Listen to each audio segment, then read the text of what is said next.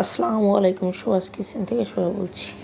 চটপটি বানানোর জন্য ডাল, আলু আর তার সাথে ডিম প্রেশার কুকারে সিদ্ধ দিয়েছি।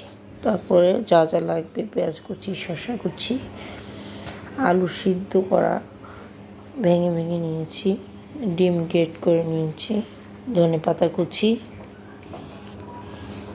কাঁচামরিচ কুচি, লেবু, ডালটা এখানে আছে, ফুচকা আমি বানিয়ে নিয়েছি, ভেজে নিলাম।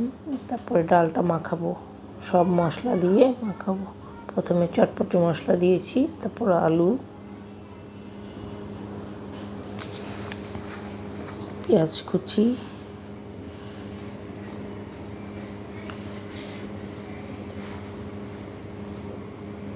কাঁচামরিচ,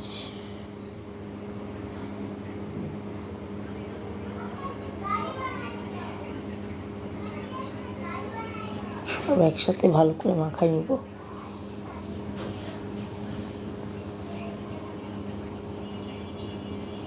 টকটা আমি ইন্ডিয়ান টক বানিয়েছি।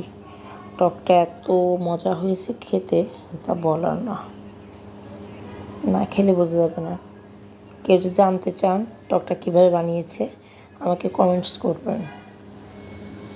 ভালো থাকবেন। আসসালামু আলাইকুম।